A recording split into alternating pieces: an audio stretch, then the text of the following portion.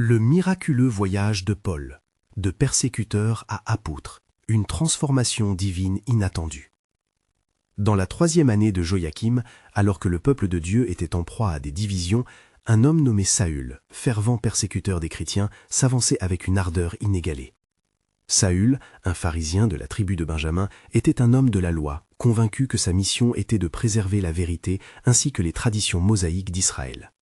Le souvenir d'Étienne, ce témoin fervent, dont les derniers mots de pardon avaient troublé son âme, résonnait encore dans son esprit. « Seigneur, ne leur impute pas ce péché », avait-il crié, laissant Saül tirailler entre le doute et le zèle.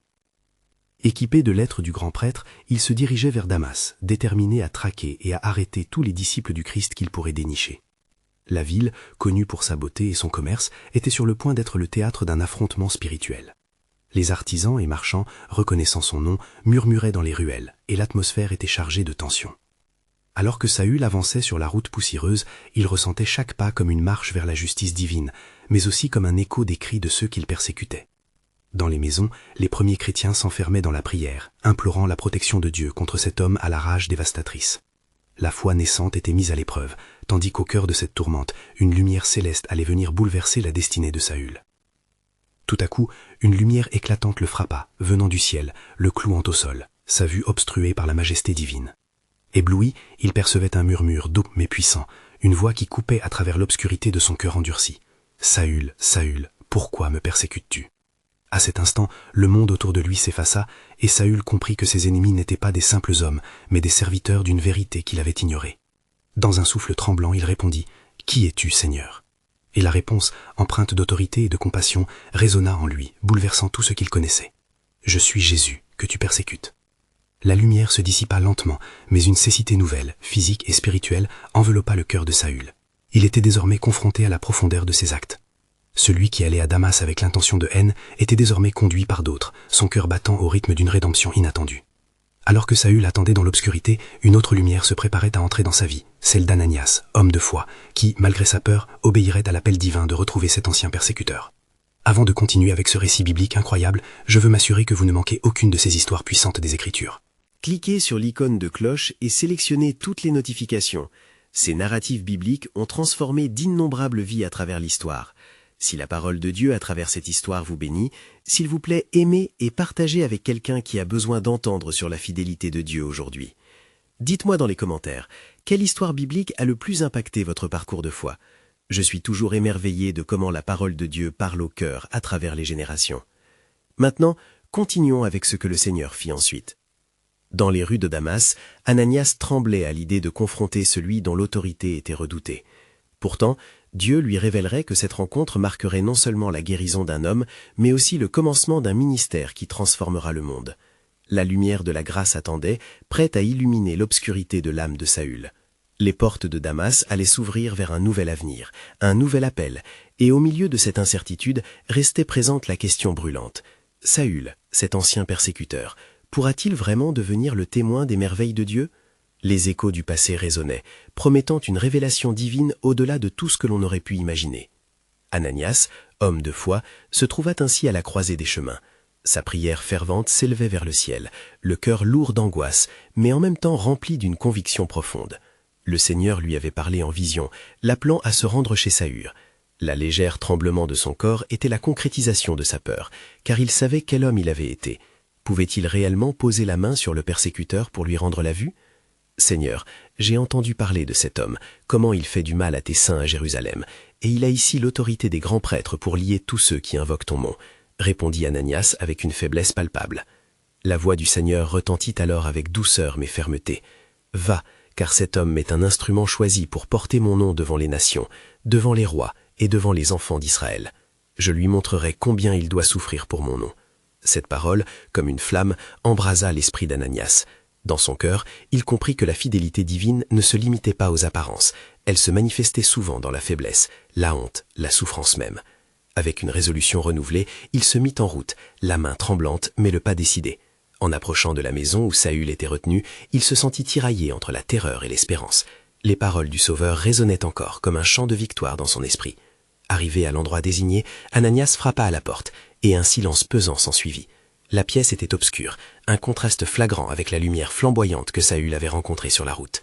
En entrant, il vit Saül, les yeux voilés, plongé dans le doute et la remise en question de son identité. « Saül, dit-il avec une voix empreinte de grâce et d'autorité, le Seigneur Jésus qui t'est apparu sur le chemin m'a envoyé pour que tu retrouves la vue et sois rempli du Saint-Esprit. » Au même instant, quelque chose comme des écailles tomba des yeux de Saül, et il retrouva la vue. Il leva la tête, ses yeux remplis de larmes de repentance et de reconnaissance. Ananias, saisi par l'illumination de la grâce divine, l'étreignit dans un geste de réconciliation. Puis il lui adressa les paroles du Saint. « Que Dieu, dans son infinie miséricorde, t'accorde non seulement de retrouver la vue, mais aussi de comprendre le dessein qu'il a pour toi. De ce jour, tu seras un témoin des merveilles du Seigneur. » Saül, désormais Paul, était sur le point de vivre une transformation qui secouerait les fondements même de ses convictions. Sa peur, son doute, tout cela s'effaçait devant la puissance de la grâce et de la vérité. Il allait devenir l'apôtre d'un message d'amour qui embrasserait le monde entier. Alors qu'Ananias s'éloigna, une révélation douce et précise s'insinuait dans le cœur de Paul. Mais ce qu'il ne savait pas sur le plan de Dieu, c'est qu'à travers ses souffrances, il serait un instrument de paix, un témoignage de rédemption pour un monde en détresse. La lumière de la gloire de Dieu brillait désormais plus intensément dans la vie de celui qui avait été un persécuteur. Sa vocation ne faisait que commencer, et les pages de l'histoire écrivaient déjà un nouveau chapitre. Paul, maintenant rempli du Saint-Esprit, s'éveilla de son obscurité avec un cœur enflammé par l'amour du Christ. L'émerveillement le submergeait alors qu'il réalisait que ses yeux ouverts ne voyaient pas seulement le monde physique, mais aussi la gloire de Dieu qui l'entourait. Les murs de la pièce où il se tenait, bien qu'encore noirs de ses anciennes peurs, lui semblaient désormais vibrer d'une lumière divine. Il se leva, hésitant d'abord, mais une profonde force l'incitait à avancer. Ignorant les murmures qui se nourrissaient encore de son passé, il s'approcha d'Ananias. « Qu'attends-tu » demanda ce dernier, ses yeux débordant de compassion. « Lève-toi, fais-moi confiance, et ne laisse pas ton cœur se troubler. La mission qui t'attend est grande, car le Seigneur t'appellera à des œuvres prodigieuses. » Paul, tout en se redressant, comprit que chaque pas vers l'avenir impliquait de laisser derrière lui non seulement son ancienne vie, mais aussi ses anciennes certitudes. Les souvenirs des crises ignorées de ceux qui l'avaient persécuté étaient encore frais dans son esprit. Mais maintenant, à mesure qu'il contemplait les possibilités de la vie avec Christ, un désir ardent de rendre témoignage à la vérité le saisissait. Les jours précédant sa transformation passaient rapidement. Paul s'immergea dans la prière et l'étude des Écritures, cherchant à comprendre les profondeurs de ce qu'il avait appris. Il rejoignit rapidement les disciples à Damas, aguerris et assoiffés de partager le message de la grâce qui lui avait été donné. Les premiers disciples, d'abord incrédules face au changement de Paul, observaient avec prudence ses interactions. Pierre, Jacques et d'autres étaient là, témoins de la lutte spirituelle d'un homme racheté. « Cet homme était comme un loup parmi nous », murmuraient-ils entre eux, « ou est-il réellement devenu un agneau sous la protection de l'agneau ?» Mais Paul n'avait pas besoin d'approbation humaine. La conviction du Saint-Esprit brûlait en lui, comme une flamme réconfortante. Un jour, lorsque Paul prêcha audacieusement dans la synagogue, il vit des cœurs s'ouvrir à son témoignage. « Jésus est le Fils de Dieu », criait-il, affirmant avec ferveur la véracité de ce qu'il avait vécu. Ces paroles résonnaient avec une autorité qui ne pouvait être ignorée. Cependant, la voix du doute tentait encore de se frayer un chemin dans son esprit. Ne suis-je qu'un homme, un ancien persécuteur ? Sa conscience le tiraillait parfois, mais chaque fois il se rappelait la promesse du Seigneur. « Je t'ai choisi pour être mon instrument. » Une parole prophétique donnée des siècles plus tôt au peuple d'Israël résonnait désormais dans son cœur, comme une confirmation de son appel. « Je te ferai une lumière pour les nations, afin que ma salvation parvienne jusqu'aux extrémités de la terre. » Ésaïe 49, 6. Au fur et à mesure que les jours se transformaient en semaines, une urgence grandissait pour annoncer la vérité du Christ. Paul savait que son ancienne vie ne pourrait pas être totalement effacée, mais à chaque serment, à chaque visage qu'il éclairait de l'amour de Dieu, il voyait la puissance du pardon se manifester. Les promesses de Dieu pour lui se réalisaient, et une vision l'envahissait. L'Évangile n'était pas seulement pour lui, mais pour tous les extrêmes, chaque peuple et chaque nation. Alors qu'il se tenait au bord d'une nouvelle aventure missionnaire, une ombre de défi planait sur lui. Loin des approbations du monde, Paul se sentait prêt à affronter tout ce que la vie lui réservait, sachant que toutes les souffrances qu'il endure seraient pour la gloire de Dieu. « Je suis la voix de celui qui crie dans le désert », se répétait-il, « préparez le chemin du Seigneur ». Au cœur de son appel, une vérité se révélait, non seulement pour lui, mais pour l'Église naissante. Quand il fut le plus faible, Christ se révéla le plus puissamment. Mais ne vous y trompez pas, car le vrai témoignage commence là où la souffrance se mêle à la gloire. Le plan de God, dans toute sa majesté mystérieuse, continuait de se dérouler. Il n'en restait pas moins un reflet d'un dessein éternel tenu dans les cœurs de ceux qui choisissent de suivre l'agneau. Alors que Paul s'apprêtait à entrer dans le tumulte de sa nouvelle mission, des échos de son passé résonnaient encore dans des coins sombres de son esprit. Son cœur, bien que rouvert à la lumière, était creusé par des luttes intérieures. Il ne pouvait ignorer l'impact de ses actions passées, mais il savait aussi que sa rencontre avec le Christ lui avait donné un nouvel objectif. À Damas, la nouvelle de sa conversion se propagea comme une traînée de poudre. Nombreux étaient ceux qui murmuraient, d'abord dans la crainte, puis dans l'émerveillement. Les disciples qu'il avait autrefois craints, le regardant comme un loup affamé, commençaient à le considérer comme un frère en Christ. Jacques prit courage et s'approcha de Paul, le regardant avec une nouvelle compréhension. « Frère, dit-il avec douceur, nous avons besoin de toi. Raconte-nous comment le Seigneur a touché ton cœur. » Avec passion, Paul partagea son témoignage, chaque mot résonnant comme une proclamation de la grâce divine. « Je ne suis plus ce que j'étais, déclara-t-il. Mes yeux ont été ouverts, et la vérité a brillé dans l'obscurité de mon âme. Le Dieu que je persécutais est devenu mon sauveur. » Cependant, l'atmosphère changea lorsque la colère des pharisiens, déconcertés par le changement de son cœur, se transforma rapidement en hostilité. Ressentant une menace, un groupe de synagogues s'unit pour comploter contre lui. Ils allaient chercher à mettre un terme aux proclamations de Paul, considérant ses déclarations comme une trahison à la loi de Moïse. Un jour, alors qu'il prêchait enflammé dans la rue, il vit un visage familier au sein de la foule.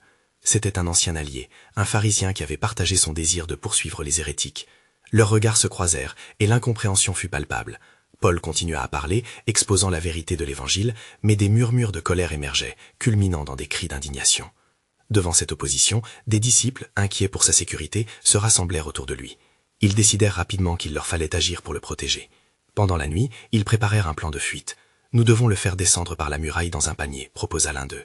Cette image frappante et humiliante d'un apôtre réduisant son ministère à une évasion furtive résonnait avec l'incongruité de sa transformation.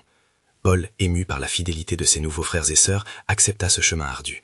Alors qu'il était abaissé dans le noir de la nuit, son cœur battait à l'unisson avec une promesse divine, pleine d'espoir et de détermination. « Seigneur, je sais que chaque épreuve n'est qu'une étape vers ton dessein.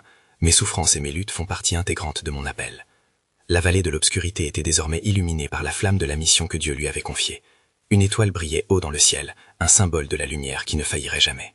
Après sa fuite, Paul trouva refuge à Jérusalem, mais même ici, le défi de sa loyauté serait testé.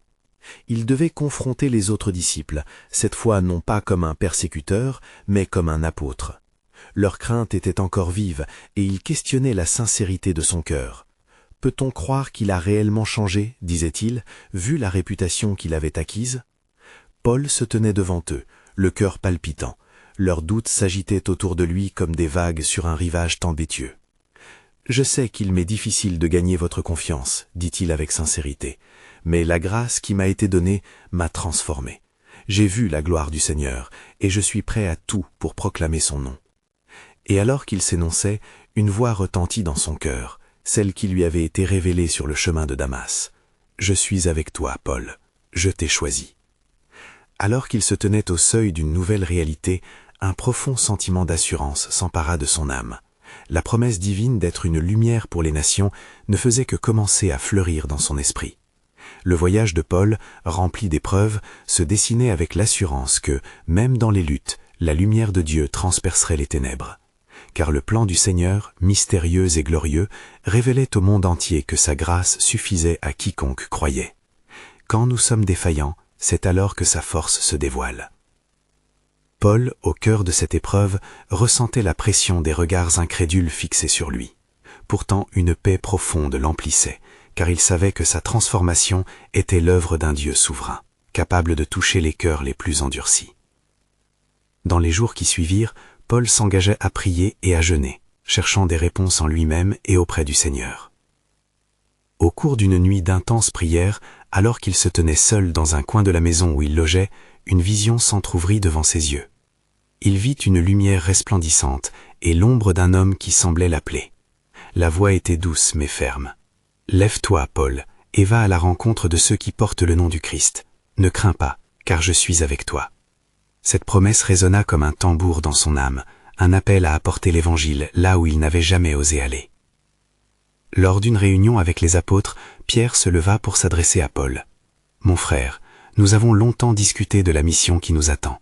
Le Seigneur nous a tous appelés, mais il semble qu'il ait pour toi un dessein particulier. » Surpris par cette approbation, Paul se sentit renouvelé dans son engagement. Il réalisa que sa conversion ne concernait pas uniquement son propre salut, mais représentait une porte ouverte pour d'autres. Au milieu des doutes et des craintes, Barnabé, l'un des disciples, décida de prendre un risque en se tenant près de Paul. Il lui proposait de l'accompagner dans sa première mission à travers la Syrie et la Cilicie. « Nous irons ensemble restaurer la confiance et témoigner du Christ même aux plus égarés », déclara-t-il avec une foi contagieuse. L'idée de voyager avec un tel disciple apporta à Paul un sens d'encouragement. Les temps qui suivirent furent marqués par des actes miraculeux, guérison, délivrance et révélation. Les foules suivaient Paul, captivées par ses enseignements qui jaillissaient d'une foi ardente. Les paroles prophétiques qu'il partageait, ancrées dans l'Ancien Testament, témoignaient du soutien divin sur sa vie. Le peuple commençait à le reconnaître, non plus comme le persécuteur, mais comme un instrument de paix. Cependant, bientôt, la tempête se leva à nouveau. Des Juifs jaloux, voyant la popularité croissante de Paul, s'opposèrent avec véhémence, clamant contre ses enseignements.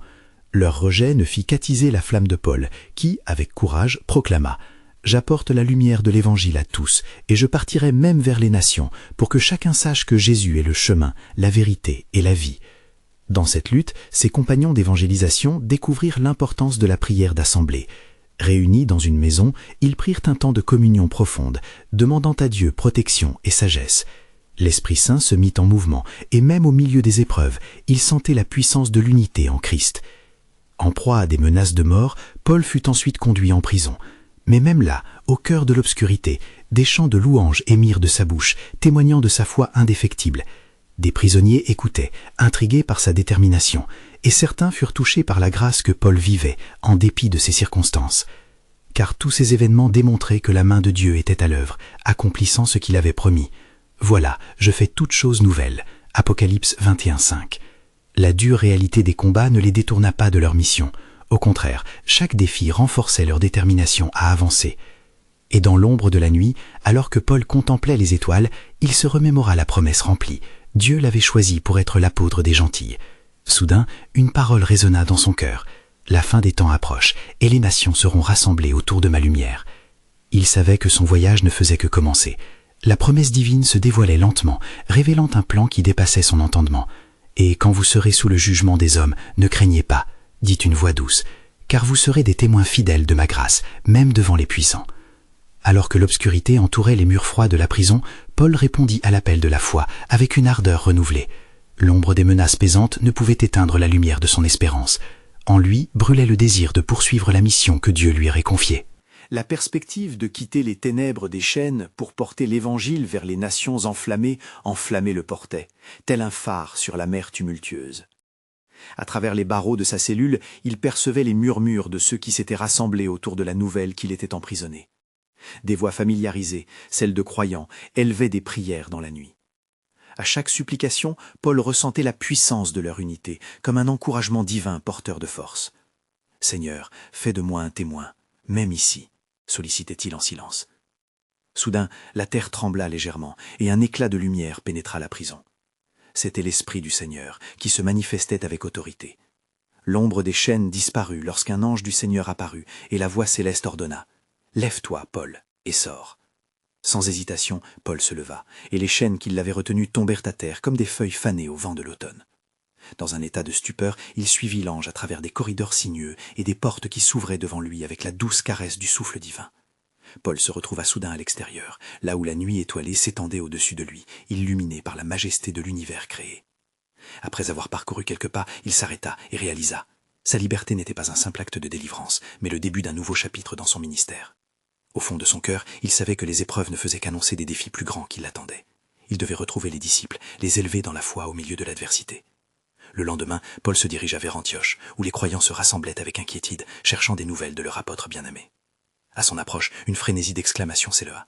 Barnabé, le regard pétillant de joie, s'avança rapidement pour l'accueillir. « Paul, Dieu t'a sauvé pour te préparer à un ministère puissant au milieu des nations. Mes frères, écoutez et rappelez-vous ce que le Seigneur a promis. » Paul se tenait devant la communauté, le cœur débordant de gratitude. Il leur racontait ses expériences, les miracles et les épreuves. « Il nous faut demeurer unis, mes frères.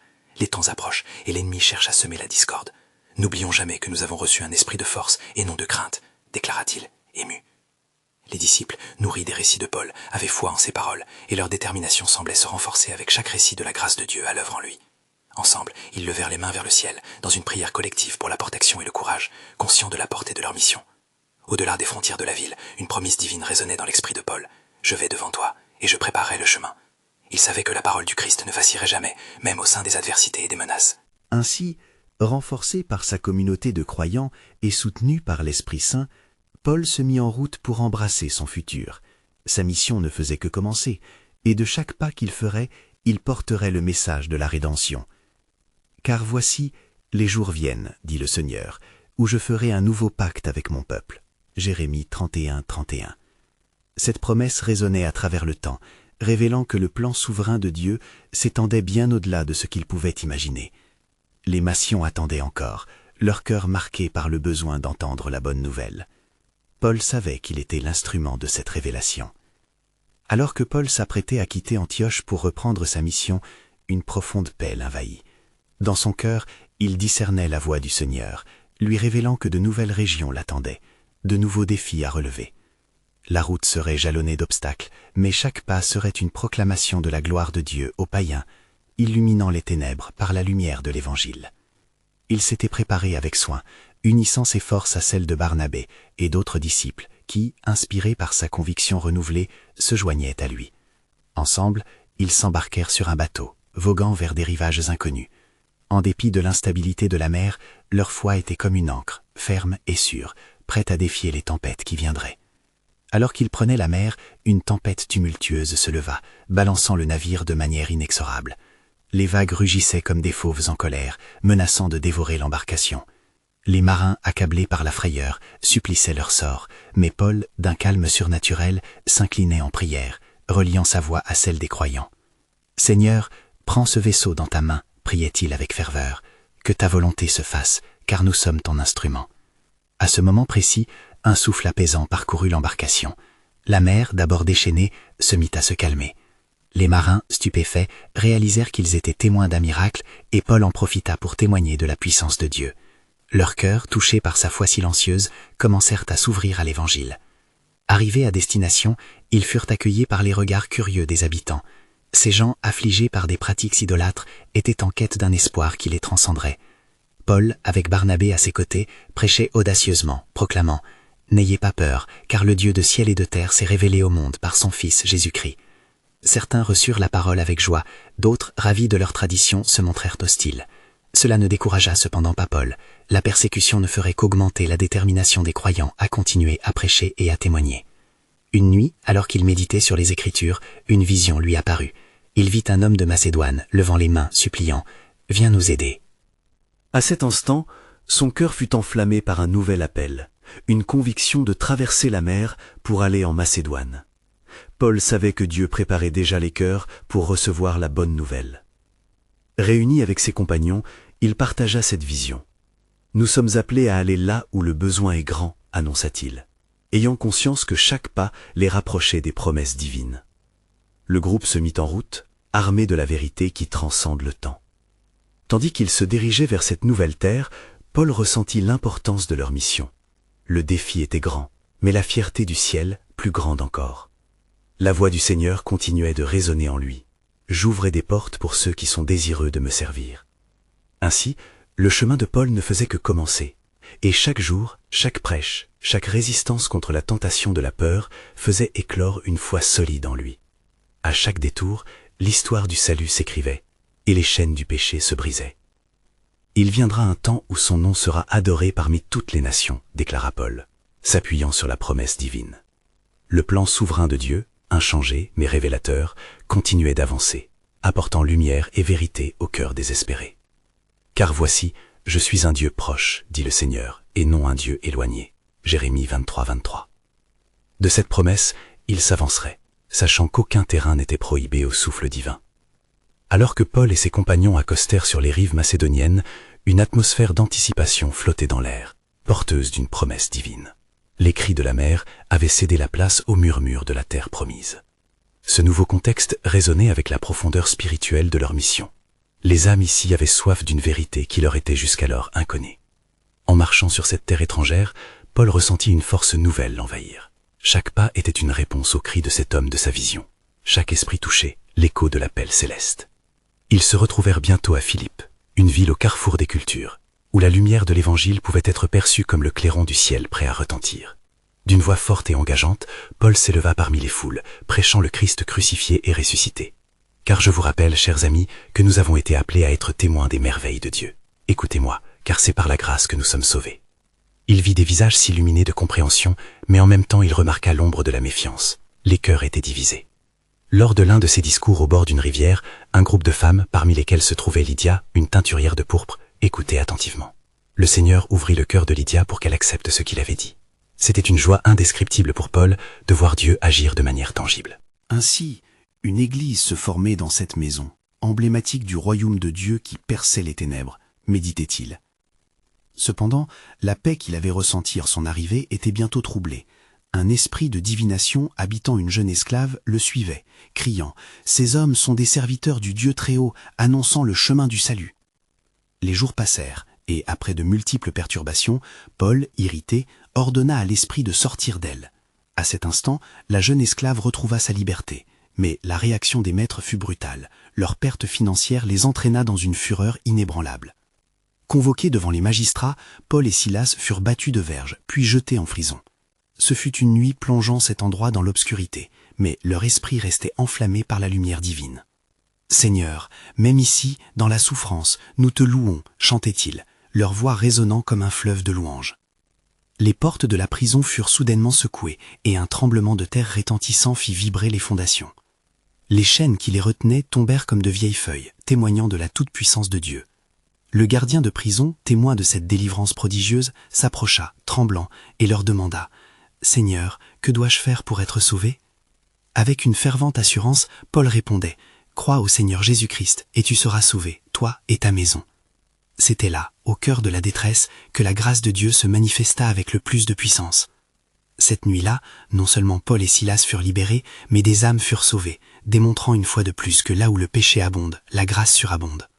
Leurs actes de foi semèrent la vérité dans des cœurs affligés, solidifiant les promesses du salut que Dieu avait jurées. Ainsi, la lumière du Christ s'étendait, et chaque témoignage, chaque guérison, chaque miracle confirmait le dessein souverain du Seigneur. Au milieu des épreuves, Paul se rappelait la vérité révélée dans Ésaïe. « Ne crains pas, car je t'ai racheté, je t'ai appelé par ton nom, tu es à moi. » Ésaïe 43, verset 1. L'aventure ne faisait que commencer pour lui, car d'autres défis et bénédictions l'attendaient encore dans les jours à venir, comme un chapitre à écrire dans le grand livre de la rédemption divine. Dans les jours suivant leur délivrance, Paul et Silas, désormais renforcés par la foi du gardien et de sa famille, s'étaient engagés à proclamer l'Évangile avec une ardeur renouvelée. La lumière révélée dans cette prison était devenue un phare pour les âmes perdues de Philippe. Dans les ténèbres, la lumière brille, et les ténèbres ne l'ont point reçue, murmurait Paul, le cœur assailli d'une profonde gratitude. Ils s'attachèrent à enseigner et à fortifier la nouvelle église naissante. À chaque rencontre, des hommes et des femmes de toutes origines s'élevaient parmi la foule, leur réalité changeant au contact de la parole vivante. Paul était touché par les réponses ardentes des cœurs, mais dans l'oubre de leur croissance spirituelle, un danger nouveau s'annonçait. Une fois, alors qu'il prêchait au marché, une rumeur se répandit comme un nuage menaçant. Les magistrats, ne pouvant supporter l'influence grandissante de Paul et Silas sur le peuple, se réunirent dans un dernier effort pour étouffer cette lumière. « Ces hommes troublent notre ville, et ils prêchent des coutumes qui ne sont pas légales », clamèrent-ils, cherchant à rassembler la colère populaire contre les serviteurs du Christ. Un tumulte s'éleva, et le peuple, incité par les magistrats, commença à s'agiter. Paul, conscient du plan divin qu'il devait honorer, s'approcha de la foule. « Mes bien-aimés, prononça-t-il avec une voix empreinte de paix, nous ne troublons personne, mais nous apportons l'espoir et le salut au nom de celui qui est venu pour rassembler les brebis égarées. » Mais au cœur de son discours, un homme du peuple éleva la voix avec méfiance. « Vous êtes des hors-la-loi, le chemin que vous prêchez est celui de la perte pour notre ville. Les accusations jaillirent tel un orage, et Paul sentit le poids de la lutte qui se tenait devant lui. Ainsi, il s'adressa à Silas, en songeant à l'exemple du Christ devant les autorités. « Ne crains pas, Silas, car si nous souffrons pour le nom de Jésus, c'est un honneur. » Ils furent bientôt arrêtés de nouveau, mais cette fois, Paul savait que même dans la tourmente, Dieu avait un plan. Jetés en prison une seconde fois, ils se retrouvèrent au fond d'un cachot, le silence pesant autour d'eux. Pourtant, même dans les chaînes, leur foi brillait d'un éclat éclatant. « Louons notre Dieu !» murmura Silas, le regard fixé sur son compagnon, car chaque épreuve est une opportunité de révéler sa gloire. À ce moment-là, dès qu'ils commencèrent à chanter, un tremblement de terre puissant secoua la prison. Les murs tremblèrent et les fondations s'écroulèrent avec fracas. Les portes s'ouvrirent et les chaînes se brisèrent. Un nouvel acte de délivrance se produisait et Paul savait que c'était une démonstration éclatante du pouvoir de son Dieu. Les gardiens de la prison, au moment du fracas, comprirent la gravité de la situation. Alors que certains fuyaient, d'autres demeuraient paralysés par la crainte. Leurs visages, autrefois durs, s'illuminèrent de curiosité. Le gardien, confronté à la réalité de sa propre délivrance, s'approcha des apôtres avec une question désespérée. « Que dois-je faire aux hommes de Dieu pour être sauvé ?» Paul, rempli de compassion, lui répondit avec assurance. « Crois au Seigneur Jésus-Christ, et tu seras sauvé, toi et ta maison. » À ce moment précis, l'esprit de la parole scella le destin d'un homme et d'une famille tout entière, manifestant que là où l'épreuve abonde, la grâce surabonde. Ainsi, la lumière du Christ continuait de radier, car ce que l'homme croyait être la fin, Dieu l'avait transformé en nouveau commencement.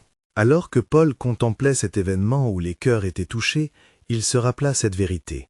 « Je connais les projets que j'ai formés sur vous, dit l'Éternel, projets de paix et non de malheur, afin de vous donner un avenir et une espérance. » Jérémie 29, 11. Le récit de Paul à Philippe était loin d'être terminé, car le plan souverain de Dieu se déployait avec une puissance inégalée. Avec une foi renouvelée et une détermination inébranlable, Paul, aux côtés de Silas, se tenait au milieu de la prison, les chaînes tombées autour de ses pieds comme des témoins silencieux de la gloire de Dieu. Leur cœur battait à l'unisson, vibrant au son des louanges délivrées dans l'obscurité. « Seigneur, chaque instant passé ici est une occasion de révéler ta lumière », murmurait Silas, l'esprit enflammé. La prison, d'abord empreinte de désespoir, se transforma peu à peu en un lieu de rencontre divine. Les prisonniers, écoutant le chant des cœurs affermis, commençaient à ressentir un changement en eux. La peur s'effaçait, remplacée par une curiosité manifeste, un frémissement de foi prêt à éclore. Paul et Silas, sans le savoir, étaient devenus des instruments de salvation, témoins d'un plan éternel en action. Le gardien de prison, à la suite de ce tremblement de terre miraculeux, s'approcha des apôtres. Terrifié par ce qui venait de se passer, il posa la question qui brûlait sur ses lèvres. « Que dois-je faire pour être sauvé ?» La réponse de Paul, simple mais puissante, résonnait comme une mélodie d'espérance. « Crois au Seigneur Jésus-Christ, et tu seras sauvé, toi et ta maison. » Ce matin-là, dans un coin de la prison, une famille naissait dans la foi. Ainsi, le couloir qui menait des ténèbres à la lumière était pavé de larmes de joie et de chants de louange. Le gardien, non seulement transformé, mais aussi empli d'un zèle nouveau, conduisit Paul et Silas hors de leur enclave, clamant « Je vous donnerai un abri » pour que nous puissions célébrer ensemble ce miracle. Au petit matin, l'assemblée de croyants se rassembla, unissant leurs voix dans une mélodie de gratitude et d'adoration. Paul, touché par la sincérité de ce peuple reconnaissant, leva les mains au ciel. L'amour de Dieu est plus fort que les chaînes qui nous retiennent, et sa grâce est une lumière qui éclaire même les routes les plus sombres. Ces mots, enveloppés de douceur, étaient l'essence même de leur expérience vécue. Alors que le jour se levait sur Philippe, une communauté fortifiée émergeait, prête à se lever et à rendre hommage à celui qui avait brisé leur chaîne. Paul et Silas se retrouvèrent entourés de nouveaux frères et sœurs, tous unis dans l'appel d'une mission divine. Les jours suivants furent marqués par des enseignements, des révélations et une profonde communion dans l'esprit. Paul, animé par sa vision divine, exhortait les croyants. « Car nous ne prêchons pas nous-mêmes, mais Jésus-Christ comme Seigneur, et nous nous tenons ici comme vos serviteurs pour l'amour de Jésus. » Chaque mot qu'il prononçait était imprégné du souffle de l'esprit, se propageant comme un feu nourri dans les âmes. Cependant, la rébellion des autorités locales continuait à croître. Les magistrats, frustrés par la montée du mouvement chrétien, avaient ordonné que Paul et Silas soient publiquement discrédités. Pour eux, ces apôtres d'un nouveau royaume étaient une menace à leur pouvoir. « Comment peuvent-ils troubler notre paix ?» murmuraient-ils dans l'obscurité de leur bureau, complotant contre ceux qui avaient apporté l'espoir. Paul, conscient des dangers qui se profilaient, ne fléchit ni ne revint sur sa déclaration. Même si le monde s'élève contre nous, disait-il avec une ferveur contagieuse, nous ne nous détournons pas de notre appel. Le plan de Dieu avance toujours et les portes des cœurs s'ouvrent, même au milieu des adversités. Bientôt, une nouvelle confrontation se produisit. Alors que Paul prêchait dans la rue, un groupe de sectaires, encouragé par la rumeur de sa renommée, surgit. Un homme se leva pour accuser. « Voici un homme qui prêche des rituels illégaux, il doit être arrêté !» Les cris s'intensifièrent et une foule se joignait à eux, offrant des propositions de violence. Paul, déterminé à implanter l'Évangile au cœur des nations, s'avança avec sagesse. « Écoutez, mes amis, s'écria-t-il, je ne viens pas pour troubler, mais pour apporter la paix. Si vous êtes en colère, alors tournez-vous vers celui qui vous appelle à la rédemption. Que la vraie lumière éclaire vos cœurs. » Pour autant, la réponse ne fut pas celle attendue. Les magistrats, bientôt alertés, ordonnèrent qu'ils soient à nouveau appréhendés. Mais cette fois, une force surnaturelle semblait protéger Paul et Silas, ce qui entraînait une arrestation sans résultat. De retour en prison, Paul ne se laissa pas abattre. « Souvenez-vous, mes frères, que la gloire de Dieu se manifeste également dans les souffrances. » Il réconfortait ses compagnons, rassurant leur cœur, même au cœur du danger. « Car nos souffrances d'aujourd'hui ne sont rien en comparaison de la gloire qui doit se révéler en nous. » Romains 8, 18. Ainsi, le récit de Paul ne faisait que commencer, marqué par des défis qu'il continuait à surmonter avec foi. Car tout au long de sa mission, il savait qu'un plan divin, bien plus vaste qu'il ne pouvait l'imaginer, s'épanouissait. Et dans ces temps de trouble, je vous rappellerai mes promesses, car je n'abandonnerai pas ceux qui me cherchent. Hébreux 13,5, pensait-il, alors que la lumière de l'Évangile continuait de briller dans les ténèbres, annonçant un avenir glorieux.